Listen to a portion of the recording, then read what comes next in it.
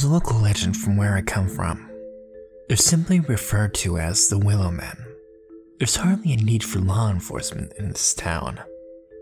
The Willow Men take care of all of that. Every step, every word spoken, every drop of blood spilt.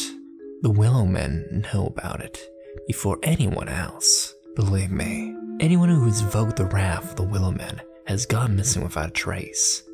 That's why, when I realized what I had done, it was too late. The Willow Men were coming. She just wouldn't shut the hell up, no matter what I'd say. And when I'd do, she was just hysterical. She just kept pacing around the house screaming. Said that she found this and that, and knew that I was cheating on her. She asked me who it was, and I told her she was just crazy. I guess I wore that excuse out. After a while, I couldn't take her damn voice anymore. I'd walk from room to room, and she'd follow me, and when I got to the kitchen, I had my fill. I reached the first knife I could find and jammed it into her throat.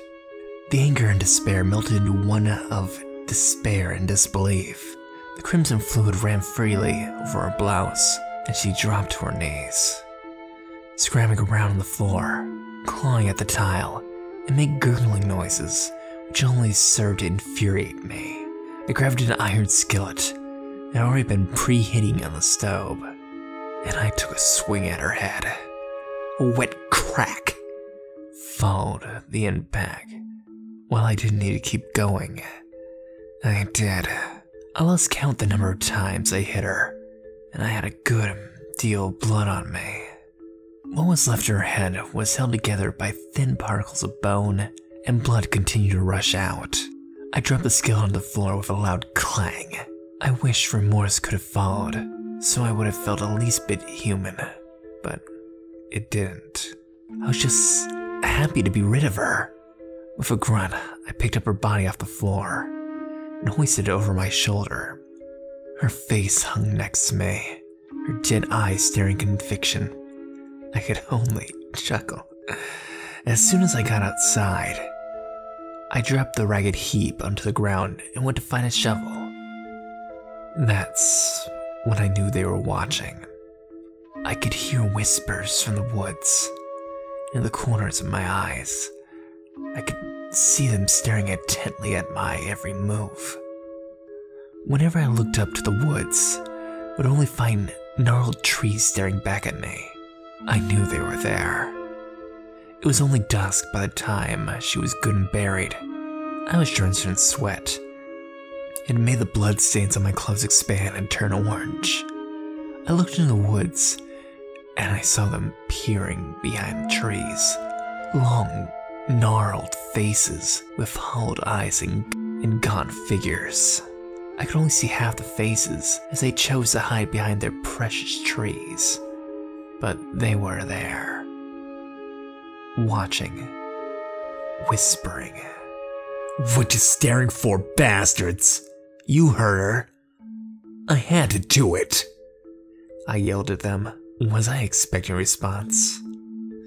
I don't know. They just continued to watch me from behind trees. They spit on the ground and threw the shovel down. They would come for me under the cover of darkness. And I wasn't going without a fight. I stole away to my house and prepared. I pushed the couches and the dressers to the front doorways, and nailed wooden boards haphazardly to cover all the windows. As the sun crept under the horizon, a great trepidation settled in the pit of my stomach. Was it honestly nerves? I hated to think it was such a powerful fear that it started breaking out into an ice-cold sweat. I loaded up my shotgun and reached for a bottle of whiskey. I forced down a mouthful and then another, and slammed the rest of the bottle down against the wall in frustration. One door left open. It was a back door that stared out into the woods. I pulled up a chair in front of it and sat, shotgun in my lap. They were still there, staring at me. The Willow Men. We stared at each other for another 3 days. Eventually, exhaustion began to get the best of me, and I started to nod off. I desperately tried to keep my eyes open. For a foolish second, I propped my head up on the shotgun so it wouldn't fall. I snapped back to reason and lifted up my head high. The last thing I wanted to do was shoot myself. Had I known what was coming, I probably should have. I pushed myself to stay up for a few more hours. The day came and went. It was a dead night before I knew it. They persisted behind the trees. I began to rationalize. If I closed my eyes for a second, I would have enough time to open them while the Willow Men were coming at me, so I could take a few down. Smiling, I did just that. Of course. It's difficult to tell how long you were asleep. Could be a second, could be for a few days. I opened up my eyes again. Found I was still sitting in my chair, shotgun in my lap. I snapped up when I saw the Willow Men were no longer behind the trees. I flipped up and held the shotgun up, darting around barrel first. I took a few steps outside and tried to control my heavy breaths. I shook damn near uncontrollably when I found it impossible to keep my gun steady. I began to calm down when I didn't see anything outside and began to return to my post. When I stopped dead in my tracks, I felt tears well in my eyes, and something began to push up and out my throat. The Willow Men were peering out around my doorway, around the sides of my house, staring at their gnarled up faces and branch-like hands. I had to do something.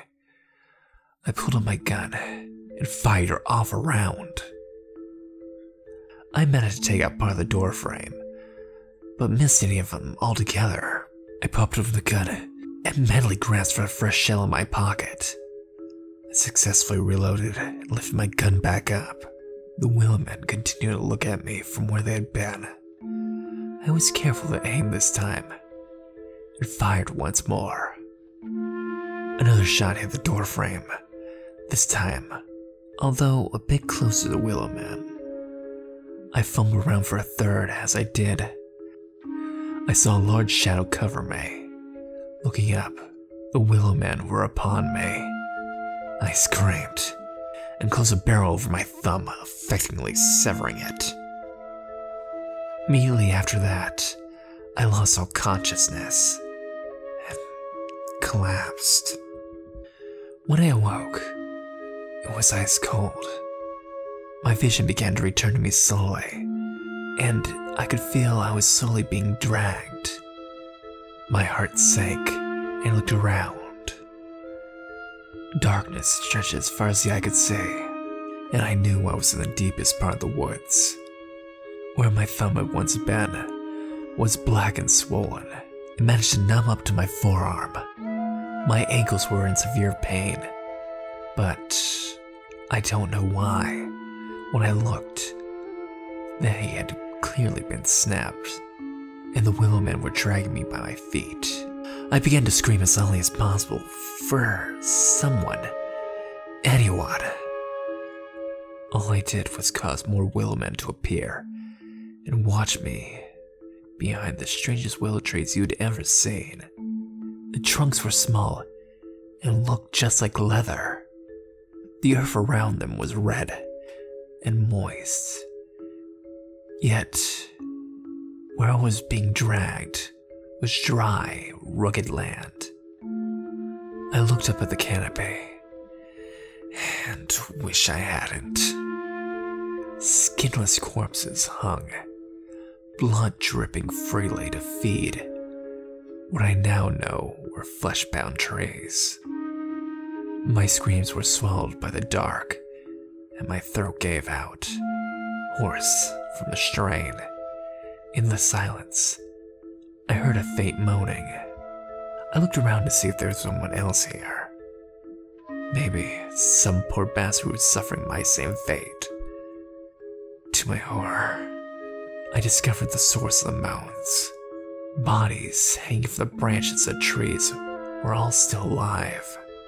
Soon, I too would have my flesh torn asunder and be damned to hang there and feed the hungry willow trees. There was nothing I could do but accept my fate. The willow man had me.